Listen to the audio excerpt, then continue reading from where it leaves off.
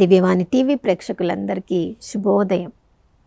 యేసుక్రీస్తు పరిశుద్ధ నామంలో ప్రియులారా, మీ అందరికీ స్వాగతం, సుస్వాగతం.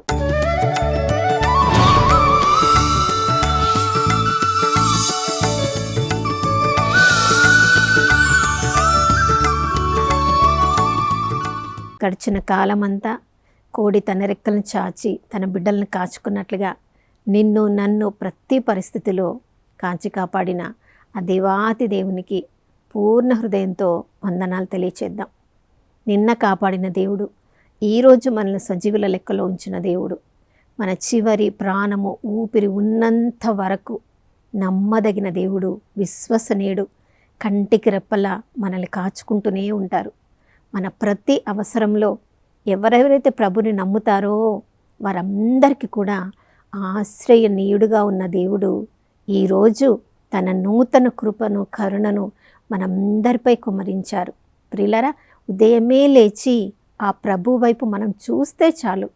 మొట్టమొదటిగా, ప్రభా, ఈ రాత్రికాలంలో ఎంతోమంది శాశ్వత నిద్రలోనికి కలిసిపోయారు, కానీ నన్ను మరొకసారి సజీవుల లెక్కలో ఉంచావయ్యా, నీకు స్తోత్రం. నీ సుందరమైన ప్రకృతిని చూడడానికి, ఈ సృష్టిని చూడడానికి ప్రభా నాకు ఇంకా ఊపిరినిచ్చావయ్యా, నీకు స్తోత్రం. ఇంకా నేను మాట్లాడగలుగుతున్నాను, నిన్ను స్తుతించగలుగుతున్నాను, నీకు స్తోత్రం. ఈ సుందరమైన సృష్టిని నేను చూడగలుగుతున్నాను, కంటి చూపుని ఉంచావయ్యా, నీకు స్తోత్రం. ప్రియులారా, మన చేతులను చూసుకొని ప్రభా ఎంతోమందిని ఆశీర్వదించడానికి నా చేతులలో ఇంకా నీ శక్తిని ఉంచావయ్యా, నీకు స్తోత్రం. ఈరోజు ఎన్నెన్నో స్థలాలకు వెళ్ళి ఎక్కడెక్కడో నేను అయ్యా నీ నామానికి మహిమకరంగా నేను ఉండడానికి నా కాళ్ళలో నీ శక్తిని ఉంచావయ్యా, నీకు స్తోత్రం అని ఉదయ కాలమే ఆ ప్రభుని స్తుతిస్తూ మనల్ని మనము, మన కుటుంబ సభ్యులని, మనకున్నదంతా కూడా ఆ ప్రభువునకు అర్పించినప్పుడు ఆ ప్రభు యొక్క సన్నిధిని మన పూర్తి వ్యక్తిత్వంలో, మన కుటుంబం అంతటా కూడా ఆ ప్రభు సన్నిధి దిగి వచ్చినప్పుడు ఎక్కడ దేవుని సన్నిధి ఉంటుందో దేవదూతలు చాలా పనులతో వాళ్ళు బిజీగా ఉంటారు. ప్రియులారా, దేవుని సన్నిధి ఉన్న దగ్గర దేవుని దూతలు కూడా ప్రభుని స్తుతిస్తూ ఉంటారు. కాబట్టి మన ప్రతి అవసరము చెప్పిన వెంటనే, మన మొర దేవుని దగ్గరికి వెళ్ళిన వెంటనే దానికి తగిన పరిష్కారాన్ని ఆ దేవదూతలు సిద్ధం చేసి పెడతారు. అంత గొప్ప దేవుణ్ణి కలిగి ఉన్న మనము ఎంత ధన్యులము మనము. ప్రియులారా, చూడండి, యేసు ప్రభు జీవించిన కాలంలో ఎంతోమంది మొర ఆయన విన్నారు. మనము 54వ కీర్తనలో దావీదు సౌలు రాజు నుంచి తప్పించుకొని ఒక గుహలో దాక్కొని ఉన్నప్పుడు ఆ గుహలో దావీదు ఉన్నాడని గమనించిన జిఫీలు ఆ వార్తను సౌలుకు తెలియచేశారు. ఆ పరిస్థితి దావీదుకి ఎంత కష్టతరంగా ఉండిండొచ్చు చూడండి. ఆకలితో ఉన్నాడో, నిద్రలేమితో ఉన్నాడో, అలసిపోయి ఉన్నాడో, ఒక గుహలో కొంచెం తలదాల్చుకుందామని వచ్చినప్పుడు ఎక్కడ చూసిన శత్రువులు ఉన్నప్పుడు ఆ కీర్తనలో ప్రభుతో అంటున్నాడు, ప్రభా, నేను నీకు మొర పెడుతున్నానయ్యా, నా మొర నువ్వు తప్పక వింటామని నాకు తెలుసు. ఎంతోమంది శత్రువులు ఉన్నారు, వాళ్ళు నా ప్రాణం తీయడానికి చూస్తూ ఉన్నారు, కానీ నీ వైపు నేను కన్నులెత్తితే తప్పకుండా నువ్వు నన్ను తప్పకుండా కాపాడే దేవుడవు, కాబట్టి నిన్ను స్తుతిస్తాను అని తన మొరను ఆ దేవాతి దేవునికి విన్నవించుకుంటున్నాడు. ప్రియులారా, ప్రతిరోజు మన జీవితంలో కూడా ఎటువంటి స్థితిలో మనము ఉన్నా ఆ ప్రభువునకు మన మొర వినిపించినప్పుడు, ఆ ప్రభువు సన్నిధిలో మనం జీవిస్తూ ఉన్నప్పుడు తప్పకుండా మన మొరకు ఆ ప్రభు జవాబు ఇస్తారు. చూడండి, యేసుక్రీస్తు ప్రభుల వారు ఒక సాధారణ మానవులుగా ఈ లోకంలో జీవిస్తూ ఉన్నప్పుడు తన దగ్గరకు వచ్చి ఎవరెవరు మొరపెట్టుకున్నారో వారందరికీ ఆశీర్వాదములను కుమ్మరించారు. మత్తయి సువార్త 8వ అధ్యాయంలో 2వ వచనంలో మనం చూస్తున్నాం. ఒక కుష్ఠరోగి జన సంచారంలోనికి రావడానికి భయపడుతూ ఉంటారు. వాళ్ళు ఎవరైనా వాళ్ళని జనసంచారంలో చూస్తే రాళ్లతో కొట్టి చంపడానికి కూడా వాళ్ళు వెనకాడరు. అటువంటి పరిస్థితుల్లో కూడా యేసు ప్రభు దగ్గరికి అతడు ధైర్యం చేసుకొని వచ్చాడంటే యేసు ప్రభు తన మొర వింటాడు అని గొప్ప విశ్వాసం కలిగినవాడు. చూడండి, ప్రభువు ముందు మోకరించడం అంటే తన యొక్క మోకాళ్ళలో ఎముకలు బయటకు వచ్చి ఉంటాయి. ఆ కుష్ఠరోగం వల్ల ఎంతో నొప్పి ఉంటుంది. అయినా కూడా తను తాను తగ్గించుకొని తన విశ్వాసాన్ని మాటల రూపంలో ప్రభు దగ్గర పెడుతున్నాడు. అయ్యా, నీకు ఇష్టం అగుచో నన్ను స్వస్థపరచుము అని. చూడండి, ఒక్క మాటతో సర్వాన్ని సృజించిన ప్రభువు ఒక్క మాటతో నువ్వు స్వస్థుడవు కమ్ము అని చెప్పవచ్చు. కానీ అతడు చేసిన ధైర్యానికి, ఆ కుష్ఠరోగు చూపించిన విశ్వాసానికి ప్రభువు కూడా ఒక అడుగు ముందుకు వేసి తన చేతిని చాపి అతన్ని తాకి, నాకు ఇష్టమే, నేను సృజించిన సృష్టియే నువ్వు సంపూర్ణంగా ఉండడము నాకు ఇష్టమే, నువ్వు శుద్ధుడవు కమ్ము అని పలికిన వెంటనే అతడు శుద్ధి పొందాడు. ప్రియులారా, ఎంతోమంది ప్రభువుని చూసిన వాళ్ళందరూ ఎవరెవరైతే విశ్వాసంతో ప్రభు దగ్గరకు వచ్చారో వాళ్ళు పాలకుడై కూడా ఉండవచ్చు. మత్తయి సువార్త 9వ అధ్యాయంలో మనం చదువుతున్నాం. ఒక పాలకుడు తన కుమార్తె మరణించిందని తెలిసిన తర్వాత ఏడుస్తూ కూర్చోలేదు ప్రియులారా. అతడు అన్యుడైనప్పటికీ కూడా ప్రభువు దగ్గరికి వెళ్తే తన కుమార్తె మరలా జీవిస్తుందని విశ్వాసంతో నీవు వచ్చి నీ హస్తముంచినా చాలు నా కుమార్తె తిరిగి జీవవంతురాలవుతుందన్న చెప్పినప్పుడు ఆ పరిపాలకుడు తన అధికారం చూసి గర్వముతో రాకుండా ఉండకుండా ఎంత విశ్వాసంతో వచ్చి మొరపెట్టుకుంటున్నాడు కదా అని విశ్వాసాన్ని గమనించిన దేవుడు ఆ యొక్క కుమార్తెకు సజీవవంతురాలని చేశాడు. చూడండి, కననీయ స్త్రీ మన మత్తయి సువార్త 15వ అధ్యాయంలో మనం చదువుతున్నాం. అన్యురాలు కానీ ప్రభువు గురించి విన్న ఆమె తన కుమార్తెకు ఆ దుష్టాత్మ నుంచి విడుదల కలిగించడానికి ఈ లోకంలో ఎవ్వరికీ సాధ్యం కాదు. ఆ ప్రభువు దగ్గరికి వెళ్ళి నేను మొరపెట్టుకుంటే ప్రభువు తప్పకుండా నా యొక్క మొరను ఆలకిస్తాడని చెప్పి అన్యురాలైనప్పటికీ ప్రభు అతన్ని కించపరిచినప్పటికీ, తగ్గించి మాట్లాడినప్పటికీ తన విశ్వాసాన్ని కోల్పోకుండా మరింత దృఢంగా విశ్వాసం తాము మొరపెట్టినప్పుడు నీ విశ్వాసం ఎంతో మెచ్చుకోదగిందని ప్రభు తన కుమార్తెకు స్వస్థతను పరచడమే కాదు, ఆమె విశ్వాసాన్ని కూడా మెచ్చుకున్నారు. ప్రియులారా, ఇలా చెప్పుకుంటూ పోతే సువార్తల్లో ఎన్నో మనము సంఘటనలను మనం చూస్తూ ఉన్నాం. ప్రభు దగ్గరకు వచ్చిన ప్రతి ఒక్కరి మొరను ప్రభు విన్నారు.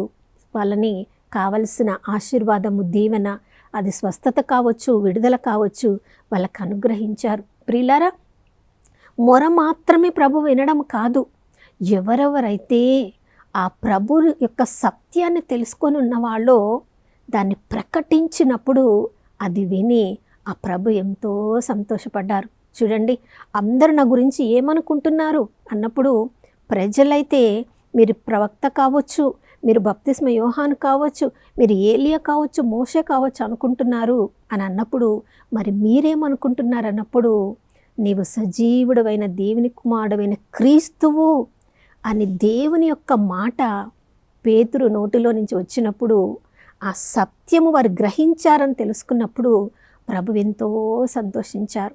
ప్రియులారా, ఎన్ని ఆశ్చర్యక్రియలు, అద్భుతాలు చేస్తూ ఉన్నప్పుడు ఇంకా ప్రభువుని నమ్మని వాళ్ళు కొంతమంది ఉన్నారు. చూడండి, మనం యోహాను సువార్త 11వ అధ్యాయంలో లాజరు మరణించాడు, ప్రభువా మీరు త్వరగా రండి అని కబురు పంపిన ఆ సహోదరులే మార్తమ్మ లాజరును లేపడానికి ఆ గ్రామానికి వచ్చినప్పుడు మార్తమ్మ అంగీకరించలేకపోతుంది. ప్రభా వాసన వస్తుంది, ప్రభా అంతిమ దినమున లేపుస్తాడు అని చెప్తున్నప్పటికీ ప్రభు అతనికి ఆమెకు సత్యాన్ని నేర్పిస్తున్నాడు. నేను పునరుత్థానమును, నేను ప్రభువైన క్రీస్తును అని నువ్వు ఎరుగవా అన్నప్పుడు మార్తమ్మ సత్యాన్ని ఒప్పుకుంటుంది. ప్రియులారా, అవును ప్రభా, నీవు నిజమైన దేవుని కుమారుడైన క్రీస్తువు, నీవే పునరుత్థానమని నాకు తెలుసు అని సత్యాన్ని ప్రకటించినప్పుడు అప్పుడు ఆ సత్యము ఆమెను అసత్యము నుండి విడుదల కలిగించింది. తన యొక్క సోదరుని సజీవంగా పొందుకోవడానికి ఆమెకు ఆస్కారమైంది. ప్రియులారా, మనమందరం మొరపెడుతున్నప్పుడు సత్యము ప్రకారము ప్రభువుని మనం ఎరిగి ఉన్నామా? దాని ద్వారా మాత్రమే ప్రభు దగ్గర నుంచి మనం పరిష్కారం పొందవచ్చు. చూడండి, ఇంకా కొంతమంది ఎన్నో ప్రశ్నలతో ప్రభు దగ్గరకు వచ్చారు. బప్తిస్మ యోహాను స్వయాన అతనికి బప్తిస్మం ఇచ్చిన బప్తిస్మ యోహానే చెరసాల్లో ఉండి తన యొక్క శిష్యులను పంపుతున్నాడు. దేవుని దగ్గర నుంచి వచ్చిన ఏక కుమారుడు నీవేనా, లేదా ఎవరి కోసమైనా మేము ఎదురు చూడాలా? సత్యము తెలిసినట్లే ఒకవైపు మనం ఉంటున్నాము, మరొక వైపు మన కళ్ళ ముందు ఉన్న సత్యాన్ని మనం గ్రహించలేకపోతున్నాము. చూడండి ప్రియులారా, ధర్మశాస్త్ర బోధకులు కూడా యేసుప్రభు దగ్గరకు వచ్చి నోటిలోనికి వెళ్ళేదే ఆచారాలను పాటించడం ద్వారా, చేతులను కడుక్కోవడం ద్వారా, ప్లేట్లను కడుక్కోవడం ద్వారా, గిన్నెలను కడుక్కోవడం ద్వారా మతాచారాలను పాటించాలి అని నీ శిష్యులు అది పాటించడం లేదు అని ప్రశ్నించినప్పుడు సత్యమైన యేసుక్రీస్తు ప్రభుల వారు వారికి సత్యాన్ని బోధిస్తున్నారు. నోటిలోనికి వెళ్ళున్నది అంతా కూడా ఉదరం నుంచి బయటకు వస్తుంది, కానీ నోటిలో నుంచి బయటకు వచ్చినది మాత్రమే అది మనల్ని మనం సత్యాత్మతో నడిపించబడుతున్నాము, అసత్యాత్మతో నడిపించబడుతున్నాము. మన మాటలు ఎక్కడి నుంచి వస్తాయి?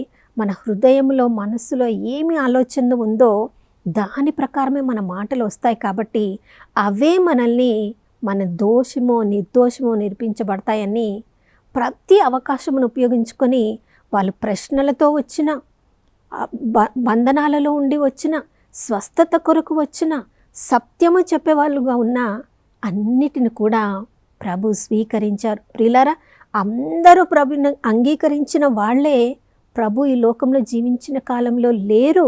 మరికొంతమంది ప్రభు చెప్పే ఆ సత్యాన్ని గ్రహించలేక, అంగీకరించలేక పర్వత శిఖరాగ్రమునకు తీసుకొని వెళ్ళి అక్కడి నుంచి ఆయనని క్రిందికి తోసివేయాలని అలాంటి తలంపులతో ఉన్న వారిని కూడా ప్రభువు వాళ్ళని స్వీకరించగలిగారు. దేవుని యొక్క చిత్తము లేనిదే మన జీవితంలో ఏమి జరగదని ప్రభు సత్యం ఎరిగి ఉన్నవారు కాబట్టి ఆ పరిస్థితి నుంచి తప్పించుకొని అతనికి ఏ ప్రమాదం జరగకుండా అక్కడి నుంచి వెళ్ళిపోయారు. నా ప్రియ సహోదరుడ సహోదరి, ఈ లోకంలో మనము కూడా మనకి ఎన్నో అవసరాలు ఉండవచ్చు, ఎన్నో రకాల ప్రశ్నలు రావచ్చు, కొన్నిసార్లు మనకు సత్యము ఎరిగి ఉండవచ్చు, దాన్ని సంపూర్ణంగా మనం గ్రహించలేకపోవచ్చు. సత్యాన్ని సంపూర్ణంగా గ్రహించలేనప్పుడు అది సత్యము మన ఎదురుగా ఉన్నా కూడా వాక్యమైన యేసుక్రీస్తు ప్రభుల వారు మనకి ఎదురుగా ఉండి మనకి బోధించాలని చూసినా కూడా దాన్ని గ్రహించలేని మనమే అసత్యములోనికి మనల్ని మనం నడిపించుకోపోవచ్చు. మనం ఏ పరిస్థితిలో ఉన్నా కూడా, ఎటువంటి కన్నీటి గాథలను మనం కలిగి ఉన్నా కూడా మనం మొరపెట్టినప్పుడు ఆ ప్రభు మనను ఆలకించగలడు.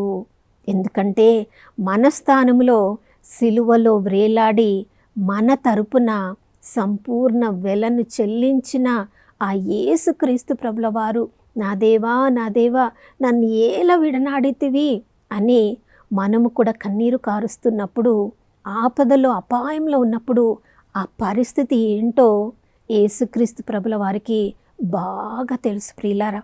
అందుకనే యోహాను సువార్త 14 మనం చెప్తున్నారు, నా నామములో మీరు ఏమడిగినా, ఏమి మొరపెట్టినా తప్పకుండా మీకు అనుగ్రహిస్తాను. దానికి ముందు వచనంలో తండ్రిని మహిమ కొరకు నా నామములు మీరు ఏమడిగినా తండ్రి మీదకి అనుగ్రహిస్తాడు. ఎందుకంటే ప్రభువు మన తరపున విజ్ఞాపన ప్రార్థన చేస్తున్నారు, మన తరపున న్యాయవాదిగా ఉన్నారని యోహాను రాసిన మొదటి లేఖ 2వ అధ్యాయం 1వ వచనంలో మనం చదువుతున్నాం. కాబట్టి ఈ ఉదయకాలంలో ఏ పరిస్థితిలో మనం ఉన్నామో, మన పరిస్థితి మనకి అర్థమవుతుందో కాలేదో, కానీ అటువంటి అన్ని పరిస్థితులలో కూడా ప్రాణము పోయే అంత కష్టమైన పరిస్థితిలో ఉన్నప్పుడు కూడా ప్రభువునకు మొరపెట్టినప్పుడు హెబ్రీయులకు రాసిన లేఖ 4వ అధ్యాయము 14-15 వచనాల్లో మనం చదువుతున్నాం. మన తరపున విజ్ఞాపన చేసే ఆ ప్రధాన యాజకుడు ఇప్పుడు తండ్రికుడు ప్రక్కన కూర్చొని ఉన్నాడు కాబట్టి, మన తరపున వెలను చెల్లించాడు కాబట్టి, ఆయన ఈ లోకంలో ఉన్నప్పుడు ఏ పాపము ఎరుగని నిష్కల్మషుడుగా ఉన్నాడు కాబట్టి ఆ యేసుక్రీస్తు ప్రభుల వారి నామములో మనం మొరపెట్టినప్పుడు మన ప్రతి మొరకు మనం జవాబును పొందగలం. ఆ దేవాతి దేవుని యొక్క సన్నిధిలోనికి మనం ధైర్యంగా వెళ్ళగలం. ఆ ప్రభు యొక్క కృపను పొందగలం. కాబట్టి ఏ పరిస్థితిని చూసి మనం భయపడాలి, ఏ పరిస్థితిని చూసి మనం పారిపోవాలి, ఏ పరిస్థితిని చూసి కన్నీరు కార్చాలి? మన తరపున ప్రార్థన చేసే విజ్ఞాపనకర్త అయిన యేసుక్రీస్తు నామములో ఈ ఉదయకాలంలో మనం మొరపెట్టుకుందాం. మన ప్రతి ప్రశ్నకు జవాబు ఆ ప్రభువే మనకు అనుగ్రహిస్తారు. ఆ ప్రభు స్వరమైన దేవుని వాక్యమైన ఆ బైబిల్ గ్రంథాన్ని మనం తెరిచి ప్రార్థనాపూర్వకంగా మనం దాన్ని చదివినప్పుడు ప్రభువే మన ప్రతి మొరకు జవాబు వాగ్దానాల ద్వారా అనుగ్రహిస్తారు. కాబట్టి ఈ ఉదయకాలంలో కొద్దిసేపు మనం మౌనంగా ఉండి బైబిల్ గ్రంథాన్ని తీసి మన ప్రతి పరిస్థితిని ఆ ప్రభువునకు అర్పించుదాం. వాగ్దానాల ద్వారా బైబిల్ వాక్యాన్ని చదవడం ద్వారా ప్రతి ప్రశ్నకు ప్రతి పరిస్థితికి పరిష్కారాన్ని పొందుదాం. కాబట్టి ఈ ఉదయకాలంలో అటువంటి గొప్ప కృప కోసం మనందరినీ సిద్ధపరచుకుందాం. నాతో కలిసి ప్రార్థించండి. పరిశుద్ధమైన దేవానికి స్తోత్రములు తండ్రి. సౌలు రాజుని చూసి నాయన భయముతో ఎక్కడెక్కడో దాచుకుంటున్న దావీదు నాయన గుహలో దాచుకున్నప్పటికీ కూడా ప్రభా శత్రువులు అక్కడ కూడా అతనికి సమాధానం లేకుండా చేసినప్పుడు తన బాధను భయాన్ని అంతా కూడా ప్రార్థనాపూర్వకంగా నీకు మొరపెట్టుకుంటున్నాడు. అతడు నమ్మాడు ప్రభా మీరు అన్ని పరిస్థితుల నుండి అతనికి విడుదలను కలిగిస్తారని. అయ్యా నిన్న నేడు రేపు ఏకరీతిగా ఉన్న దేవుడవయ్యా, ఈ ఉదయకాలంలో మేము కూడా స్తుతులతో వందనములతో అయ్యా విజ్ఞాపనలతో నీకు మొరపెట్టుచుండగా ప్రభా ఏ కుటుంబంలో ఏ పరిస్థితి ఉందో, ఏ వ్యక్తిలో నైనా ఏ కన్నీటి గాథ ఉందో అన్నీ ఎరిగిన దేవుడవయ్యా నీకు స్తోత్రం. ఈ ఉదయకాలంలో యేసుక్రీస్తు నామంలో మా ప్రార్థనలన్నీ కూడా నీకు మొరపెడుతున్నాము మా పరలోకపు తండ్రి. యేసు నామంలో మా ప్రతి ప్రార్థనకు ప్రతి మొరకు మీరు జవాబిచ్చారని మేము నమ్ముతూ మీకు వందనములు తెలియజేసుకుంటున్నాము మా ప్రియ పరలోకపు తండ్రి. ఆమేన్. అవును ప్రియులారా, మనము తట్టుకోలేనంత శ్రమను దేవుడు ఎప్పుడూ ఇవ్వడు. ప్రతి పరిస్థితి నుంచి బయటపడే మార్గం చూపిస్తాడు. మన ప్రతి మొరకు ప్రతి ప్రార్థనకు ప్రభు సిద్ధంగా పరిష్కారాన్ని చేసి పెట్టి ఉన్నారు. కాబట్టి ఆ విశ్వాసంలో విజయవంతులంగా ఈరోజంతా జీవించుదాం. మరొక నూతన శుభోదయంలో మనం అందరం కలుసుకునే వరకు దివ్యవాణి టీవీని వీక్షిస్తూ ఉందాం. ఇమ్మానుయేలు ప్రభు మనతో ఉన్నారు.